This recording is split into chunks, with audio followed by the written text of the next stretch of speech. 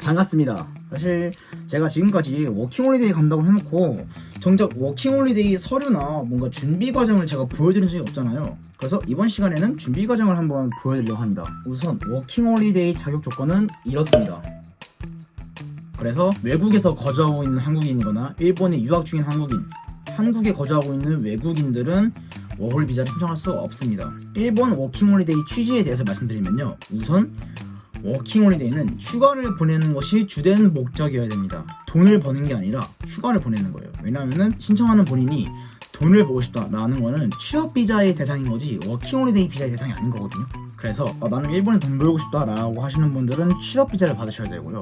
일본에서 휴가를 보내는 게 목적이다 하시는 분들은 워홀 비자를 신청하시면 되는 겁니다. 사실 이게 굉장히 중요한 이유예요. 취지 말 그대로 워홀을 가는 이유이기 때문에 이 부분이 제가 생각했을 때는 제일 중요한 부분인 것 같습니다. 나이는 만 18세에서 30세부터까지 가능하고요. 통장 잔고에 280만원 이상이 있는 분들만 신청할 수 있으십니다. 워킹홀리데이를 신청은 상관없는데 만약에 전에 갔다 오셨던 분들은 다시 워킹홀리데이 신청을 하실 수가 없어요. 제가 지금까지 말씀드린 것 중에 아까 제가 휴가 목적을 말씀드렸잖아요. 그 부분이 왜 중요하게 되냐면은 여러분들이 워킹홀리데이 서류 신청을 하실 때 이유서랑 그리고 계획서를 작성하시게 되는데 여기에 자신이 어떻게 보낼지를 작성하게 되는 건데 이 부분에 본인이 휴가를 보내겠다라는 의도가 잘 나와야 돼요.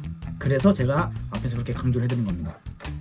그러면 우선 자격 조건은 이렇고요. 이번에는 신청 방법 과 루트를 한번 말씀드릴게요. 현재 워킹홀리데이 신청은요, 대사관으로 직접 하는 것이 아니라 대리기관을 거쳐서 신청자, 대리기관, 그리고 대사관을 거친 뒤에 만약에 합격이 되면 대사관에서 대리기관으로 비자가 가고요. 그 비자를 대리기관에서 수령하는 시스템입니다. 그래서 저희는 모두 대리기관을 이용해야 돼요. 일본 워킹홀리데이에 제출해야 하는 서류는 총 11가지와 해당하시는 분들은 2가지 서류를 더 제출하셔야 됩니다. 서류들은 제가 여기에다 띄워드릴게요.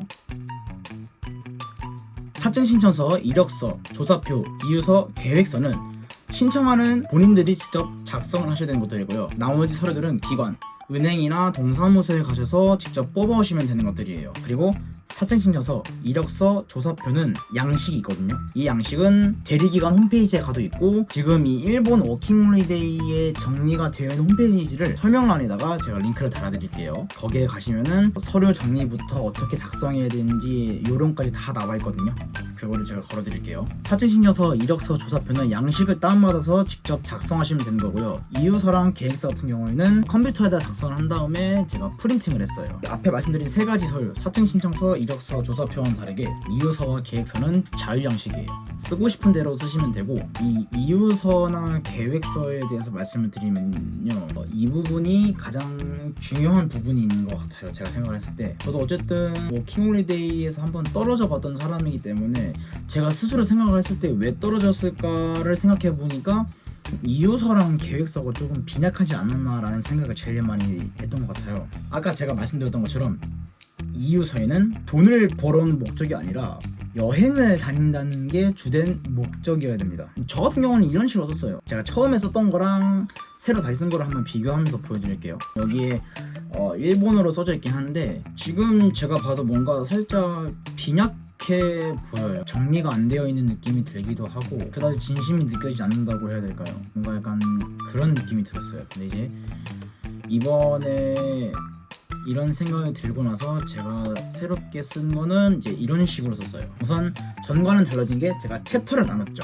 일본에 관심을 가지게 된 계기, 워킹홀리데이를 해야 하는 이유, 일본에서 하고 싶은 것, 워킹홀리데이가 끝난 후. 왜 이런 식으로 나눴냐면요, 일본에 관심을 가지게 된 계기는 너무 중요하다 보니까 따로 설명을 안 드려도 될 것 같고요. 일본 워킹홀리데이를 해야 하는 이유, 하고 싶은 것, 그리고 끝난 후가 제일 중요한 거거든요. 해야 하는 이유가 일본에 갈 수 있는 비자가 되게 많잖아요. 워홀 비자가 있고 유학 비자가 있고 취업 비자가 있고 그리고 무비자로 그냥 여행 갈 수도 있고요. 근데 이 사람이 왜 워킹홀리데이를 하고 싶은지를 저희가 보여줘야 되기 때문에 이 취지 안에서 작성을 해야 되는 거예요. 일본은 벚꽃이 유명하니까 뭐 도쿄 어디에 있는 벚꽃 축제를 간다거나, 이건 삿포로에는 눈이 굉장히 많이 내리니까 삿포로 눈 축제를 간다거나 뭔가 이런 일본의 특색을 살려서 적었고요. 워킹홀리데이 끝난 후 제가 이렇게 설명을 해드려가지고 조금 어렵게 느끼실 수도 있는데, 본인이 일본에 왜 가고 싶고 가서 뭐 하고 싶고 그리고 끝난 후에 뭐 할 건지를 적으면 되는 게 이유서예요. 이유서 같은 경우는 이렇고, 이제 이번에는 계획표를 보여드릴게요.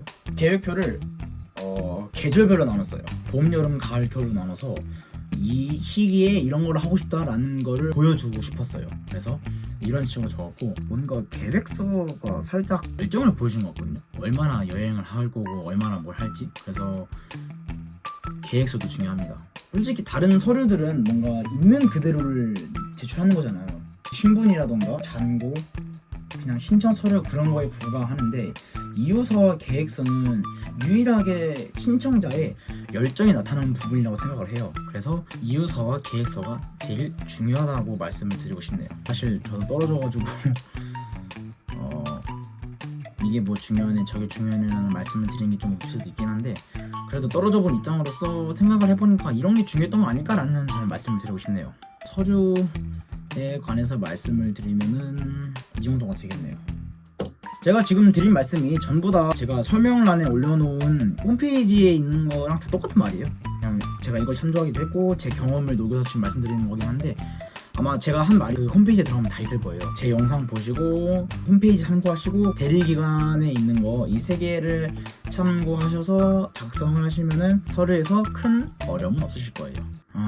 저도 근데 이번에도 떨어지면은 다시 해야 될까 싶네요. 뭔가 이런 과정이 되게 지치는 것 같아요. 워킹홀리데이를 여러 번 신청하시는 분들도 계시겠지만 어쩜 대단한 것 같네요. 저는 두 번째로도 벌써 지치네요. 그래서 여러분들은 꼭 한 번에 붙으시길 바랍니다. 그게 최고예요. 그 뭐하러 두 번씩 해요. 한 번만 충분해요. 제가 봤을 때. 서류에 관한 건 여기까지 하겠습니다.